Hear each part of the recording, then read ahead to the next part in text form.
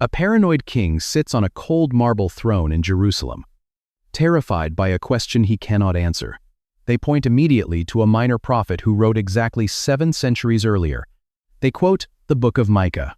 God has always used this specific patch of earth to hide massive things inside the margins. He bypasses the fortresses of Jerusalem. He bypasses the scribes in their libraries and the kings on their marble thrones. He comes down to the house of bread to pull redemption out of the dust.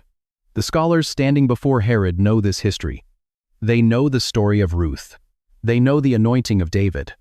They have memorized the exact syllables of Micah's prophecy, locking the Messiah to the soil of Ephrathah. They know exactly where the child is. But what they do next is the most terrifying detail in the entire Gospel of Matthew. 5 miles. That is the entire distance. It is not a treacherous journey. It is not a month-long expedition across a lethal desert. It is a 2-hour walk down a familiar limestone ridge. You leave the southern gate of Jerusalem after breakfast. You arrive in Bethlehem before the midday sun. The road is clear. The path is well-traveled. The destination is absolutely certain. The chief priests have the text. The scribes have the geography. The wise men have the star. Herod gets his answer. The midnight meeting adjourns. The scholars roll up the heavy leather parchment. And then they go back to sleep. Most people read this scene and assume it is just a simple geographic inquiry. The wise men need directions. They do not pack a bag. They do not saddle a donkey. They do not walk out the heavy wooden doors of the palace. They hand the foreign travelers the exact coordinates. They watch them leave. They stay inside the walls. They go back to the temple. They light the incense. They recite the ancient prayers. They maintain the religious machinery. They keep the system running flawlessly. But they miss the incarnation happening in their own backyard. This is the most terrifying reality in the entire narrative. The tragedy of the scribes is not a lack of information. It is a lack of motion. They know the Hebrew consonants. They know the Greek translations. They know the ancestral weight of Ephrathah. They have memorized the promises. They have debated the prophets. They have built their entire professional lives around waiting for the Messiah. But they will not walk 5 miles down a dirt road to see if the word has actually become flesh. Familiarity is a dangerous anesthetic. You can know the text so perfectly that it stops moving you. You can map the exact coordinates of God and completely refuse to make the journey. You can hold the living word in your hands and treat it like an academic puzzle. The scribes read Micah 5-2 as geographic trivia. The wise men read it as a cosmic invitation. Herod needs a military target. The scribes check the biblical index. And everybody points south to a quiet shepherd town. The scholars prefer the safety of the manuscript. The foreigners risk the danger of the road. The religious elite keep the map. The pagan astrologers follow it. They leave the cold marble floors of Jerusalem. They step into the Judean dust. They travel the final 5 miles to the house of bread. And when they finally arrive, they find the child exactly where the prophet Micah promised he would be. But he is not surrounded by royal guards. He is not sitting in a palace nursery. He is resting in a piece of farm equipment that changes the meaning of the city's name forever. The wooden feeding trough is rough, carved directly out of the Judean limestone or pieced together from heavy, splintered timber. It smells of damp hay, animal breath, and the cold night air sweeping through the cave. You have to pause and look at the physical reality of what is happening in this small, crowded space on the edge of the Roman Empire. The creator of the universe, who designed the wheat fields and the barley harvests, has stepped into the human timeline wrapped in strips of cloth. It feels like a neat, tidy historical transaction. But if you look at the actual political map of ancient Israel, and he is resting in a literal feeding trough, the manger is not a romantic backdrop for a holiday scene. It is a theological statement. He is born in Bethlehem, the house of bread, and he is placed immediately into the very vessel where the hungry come to eat. God is orchestrating a profound, almost jarring poetry in the dirt of Ephrathah. He does not arrive in a place of untouchable royalty, elevated on a gold-plated pedestal where only the high priests can approach him with clean hands. He arrives as sustenance, placed at ground level, completely accessible to the shepherds who walk in from the fields with mud on their sandals. 30 years later, this child will stand before a starving, desperate crowd who want him to perform miracles on demand. He will not offer them a political revolution or a military victory against the Roman occupation. He will offer them his own body. He will tell them that their ancestors ate manna in the wilderness and eventually died. But he is the living bread that has come down from heaven, and whoever comes to him will never go hungry. The grain harvested from the fields of Ephrathah must be crushed beneath a heavy stone before it can become a loaf. The child born in the house of bread will eventually carry a heavy wooden beam up a hill outside Jerusalem, where his own flesh will be torn. And if you look at the exact words inked onto that scroll, you realize something is deeply wrong with the standard Sunday school version of this story. When he sits in an upper room hours before his death, he will take a loaf of unleavened bread, break it with his hands, and hand it to his friends. The provision always requires a breaking. The wise men stare into the feeding trough and see the climax of Micah's ancient prophecy. They fall to their knees on the stone floor, smelling the sharp scent of frankincense and the sweat of the journey. They found what they were looking for because they were willing to leave the safety of the capital. But the 5-mile chasm between the scribe's library and the shepherd's manger is not just a geographical tragedy buried in the ancient past. Look at the heavy study Bibles sitting on your desk, the neon highlighters resting in the margins, the digital reading plans glowing on the screen in your hand. We have more access to the text than the scribes in Jerusalem ever did. We have the cross-references. We have the Greek and Hebrew dictionaries. We can pull up the topography of first-century Palestine from a phone in our pockets while waiting in traffic. But access is not the same as movement. Information is not the same as proximity. If you are in a season where you know all the right verses but feel completely hollow inside, you might be standing on the cold marble floor of Herod's palace. You might be holding the scroll without walking the road. The real question of this passage isn't just where Jesus was born. It is this: why did God make the prophecy so dangerously specific? You can map the exact coordinates of a breakthrough while absolutely refusing to take the first step. It is terrifyingly easy to build an entire life around knowing the right answers. You highlight the passages, you listen to the podcasts, you defend the theology, you keep the religious machinery running flawlessly in your own mind, but your feet never hit the dirt. We study the concept of grace, but we will not walk 5 miles across the office to forgive someone who wronged us. We read the Greek etymology of peace, but we will not turn off our screens to sit in the silence for 10 minutes. We memorize what Jesus said about the marginalized, but we will not look them in the eye on the street. The chasm still exists. It is the distance between your intellect and your obedience. The scribes in Jerusalem did not fail because they misread the Hebrew consonants of Micah. They translated the prophecy perfectly. They failed because they believed that locating God was a substitute for encountering him. They thought proximity to the text was proximity to the presence. It is not. The Bible is not an academic puzzle designed to make you smart. It is a map designed to make you move. If you want the bread of life, you cannot stay inside the fortified walls of your own control. The religious elite always want God on their terms, tidy, predictable, safely managed inside the temple. But the God of Ephrathah shows up in the margins, and yet entirely missable by the very men who were reading it out loud. If the scribes had only told the wise men to go to Bethlehem, he shows up in the messy, unglamorous, freezing realities of actual human life. You have to leave the capital. You have to risk the vulnerability of the journey. You have to step out into the cold night air and walk toward the place where the text becomes flesh. Because when you finally cross that distance, you see exactly what the ancient prophet was building toward. A Moabite widow gleans in the margins of a barren field, and a royal bloodline takes root in the dirt. A forgotten shepherd boy is pulled from the night watch, and the oil of a coming kingdom pours down his head. A country prophet points a finger away from the safety of the capital, and a cosmic coordinate is locked onto a peasant town. The religious elite read the flawless answer off the ancient scroll and absolutely refuse to walk 5 miles to see it. Foreign travelers follow a star out of the pagan East and kneel on the stone floor of a feeding cave. The creator of the wheat fields steps into the human timeline and is placed immediately into a manger.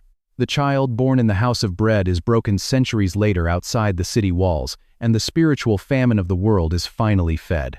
They would have been hopelessly lost. Herod's soldiers might have marched entirely in the wrong direction, hunting for a ghost in the wrong territory. Same dirt, same pattern, same God. But here is the part I keep coming back to. The 5-mile chasm, the image of the scribes rolling up the heavy leather parchment, answering the king's question perfectly, and then going back to their routines inside the walls. The terrifying reality that you can hold the living word in your hands and treat it like an academic puzzle. If you are in a season where you feel completely suffocated by religious information, but starved of actual presence, Bethlehem Ephrathah is your invitation. The text is not asking you to memorize another verse. It is asking you to step out of the fortress. It is asking you to leave the safety of what you know. Make the journey into the margins, and find the bread you have been looking for. And may the God who bypassed the marble floors of Jerusalem to step into a feeding trough meet you exactly where you are, and give you the courage to walk the distance between what you know and who He is. The prophecy in Micah is not a simple set of coordinates. It is a divine filter. To understand how precise the author of history gets when he is hiding something in plain sight, you have to look at the massive problem. Foreign travelers, smelling of road dust and camel sweat, have just walked into his fortress. They have not come to pay tribute, sitting right on the map of first-century Palestine. The scribes didn't just give Herod a city name, they gave him a paradox. Because if you lived in the ancient world, you knew a secret that modern readers gloss right over. Spread a map of ancient Israel on a table, and the historical problem jumps right off the parchment. There was not one Bethlehem in the ancient world. There were two. One Bethlehem sat high in the northern hill country, tucked away in the tribal territory of Zebulun, surrounded by green valleys, and located just a short walk from the village where Jesus would eventually grow up. The other Bethlehem sat far to the south, baked in the Judean sun, nestled on a harsh limestone ridge about 5 miles south of Jerusalem's massive walls. We are so used to singing carols about a little town that we assume the name functioned like a modern GPS pin. We assume everyone in the ancient Near East knew exactly which town the prophets meant. But if a messenger arrived in a dusty Roman outpost, claiming a king had been born in Bethlehem, he had not provided enough information to locate the child. He had only narrowed the search down to 2 completely different tribal territories, separated by nearly 100 miles of steep ravines. They have not come to negotiate a treaty. They have come to ask a question that makes Herod's blood run cold. Hostile Samaritan borders, and a week of exhausting travel. The word Bethlehem itself is not a unique geographic identifier. It is an agricultural designation. The name literally translates to house of bread, a functional title given to regions where the soil was unusually cooperative, where golden stalks of wheat and barley pushed stubbornly through the rocky dirt of the Middle East. Calling a village Bethlehem in biblical times was roughly equivalent to calling a town Springfield or Fairview in modern America. The name alone almost guarantees geographic confusion. If the ancient texts had simply said the Messiah would come from Bethlehem, Herod's soldiers could have easily marched north into Zebulun. The foreign wise men could have wandered blindly into the wrong hills. The entire historical record could have been fractured by a simple case of mistaken identity. But the scribes standing before Herod's cold marble throne do not hesitate. They do not ask the king for geographic clarification, because the prophet they are reading from did not leave a single centimeter of room for ambiguity. Micah, writing 700 years before this tense midnight meeting, understood that a generic town name would not survive the chaos of invading empires and changing maps. He was pinning the cosmic hope of humanity to a highly specific piece of dirt. So he does not just write Bethlehem. They are looking for the one-born king of the Jews. Herod knows exactly what this means. A rival. He adds a second word to the prophecy. He reaches back into the deep ancestral memory of Israel and attaches an ancient clan name to the geography, completely eliminating the northern town and locking the prophetic coordinates onto the southern ridge of Judah. But to feel the true impact of how specific Micah gets, you cannot just look at the map. You have to step into the exact moment the prophet decides to speak. Assyrian armies march across the horizon. Dust chokes the sky. Assyrian boots hit the ground like thunder. Iron wheels carve trenches into the earth. The northern kingdom falls. Samaria burns. The superpower of the ancient world turns its hungry eyes south toward Judah. Siege ramps are built. The air smells of burning olive trees and desperation. Jerusalem locks its heavy wooden gates. The political elite panic. They scramble for treaties. They seek foreign alliances. They count their horses. They reinforce their massive stone walls. In the middle of this national terror, a country prophet steps forward. His name is Micah. He does not offer a military strategy. He does not suggest a diplomatic compromise. He ignores the mighty fortress of Jerusalem altogether. He points his finger away from the capital city. He points away from the royal palace. He is a man who has murdered his own wives and sons to protect his crown. He does what desperate men in power always do. He points south, toward an insignificant, rocky ridge where shepherds keep watch in the freezing night. He speaks a prophecy that makes absolutely no military sense. But you, O Bethlehem Ephratah, who are too little to be among the clans of Judah, from you shall come forth for me one who is to be ruler in Israel. He speaks the words in the 8th century BC. He bypasses the northern Bethlehem entirely. He locks the prophecy to the southern soil. He uses the double name, Bethlehem Ephratah. It is not just a geographic pin. It is an ancient clan identity. It is a family bloodline. But this prophetic precision is not just about location. It is a deliberate insult to human power. Assyria boasts of bronze shields. Jerusalem boasts of stone towers. Micah boasts of a village so small it barely registers on a tax census. He declares the true king will not come from the political elite. He will not be born in the safety of the fortress. He will step out of the dirt of a peasant town. The prophet forces the entire cosmic hope of humanity through the eye of a geographic needle. He writes it down. The ink dries. The scroll is rolled up. The centuries drag on. Babylon invades. Persia conquers. Greece sweeps through. Rome builds its roads and raises its crosses. The words wait in the dark. He demands certainty. He summons the chief priests and the scribes, the men whose fingers are permanently stained with ink. 700 years pass in silence. Then, foreign travelers walk into Herod's court, and the scribes unroll the parchment to the exact line. They read the double name out loud. But what they are reading is more than just a set of directions. There is a reason Micah binds those two specific Hebrew words together. And to see it, you have to look at the language hiding beneath the ink. The scholars standing before Herod are not just reading directions off a map. They are tracing their fingers over a promise, embedded in the very consonants of the ancient text. When you look at Micah chapter 5, verse 2 inches, the original language, the prophet uses a highly specific phrase. He calls the village Bethlehem Ephrathah. The first part of the location is actually two Hebrew words stitched together. Beth, which translates to house or dwelling, and Liam, which simply means bread. But the identifier that locks this prophecy to the southern Judean ridge, the ancient clan name that completely eliminates any geographic confusion, is Ephrathah. The root of this designation is the Hebrew verb para. It means to be fruitful, to burst forth with life, to produce an unexpected harvest out of dry, hardened dirt. You can trace this exact word pairing back hundreds of years. The scholars who have memorized the ancient Hebrew texts letter by letter. He asks them a single, targeted question before Micah, all the way to the book of Ruth.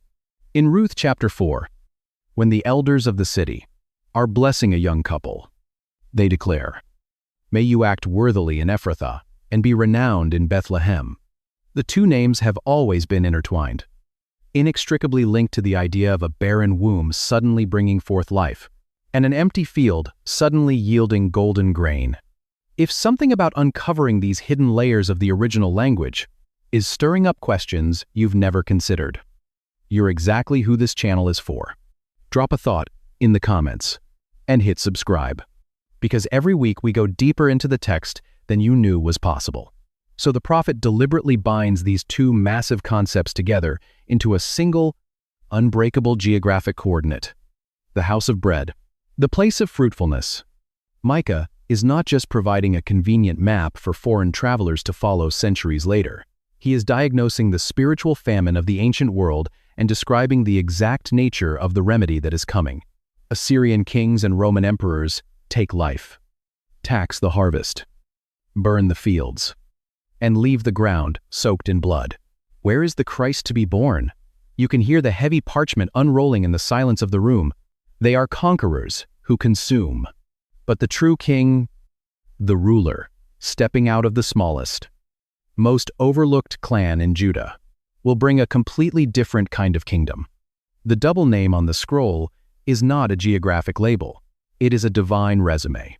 The text is telling you what he will do before it even tells you who he is. And this is where the deep history of this specific soil becomes impossible to ignore. Because long before Micah wrote the prophecy, and long before a star hung over a manger, this exact patch of dirt was already known for a very specific kind of harvest. A young woman walks behind the harvesters in the blazing Judean heat. The coarse barley stalks scratch against her forearms. The sweat stings her eyes. She is a widow, a foreigner from Moab, gleaning in the margins just to survive. She bends down into the dirt of Ephrathah. It is not an accident she finds bread in the house of bread. It is not an accident she finds a redeemer in a field on this exact ridge. Ruth does not know it yet, but she is standing in the soil where a royal bloodline is being forged. Decades pass. The sun rises and sets on the same limestone ridge. The air is thick with tension. The scholars do not hesitate. They do not form a committee to debate the theological possibilities. A boy sits on a rocky hillside under a canopy of cold stars. The wind howls across the ravines. He smells of sheep wool, campfire smoke, and the wild outdoors. He strings a harp with calloused fingers. He watches the flock in the freezing night. The youngest of 8 brothers, entirely forgotten by his father when an important guest comes to town. He is David of Bethlehem. The prophet Samuel climbs the dusty road to the house of bread, carrying a hollowed-out animal horn. He ignores the tall, impressive older brothers in the house. He asks for the boy out in the field. The heavy oil pours down over the shepherd's head in the dirt of Ephrathah. The oil is not a mere ritual. It is the weight of a coming kingdom. Bethlehem is not a nursery for the elite. It is the proving ground for the overlooked. Look at the rhythm of the soil itself. A Moabite widow walks into a barren field, and a royal bloodline is born. A forgotten shepherd boy plays a harp in the dark, and a dynasty is anointed. A teenage virgin arrives on a donkey. Centuries later, and the cosmic king breathes his first breath in a feeding trough. Same town, same dirt, same pattern.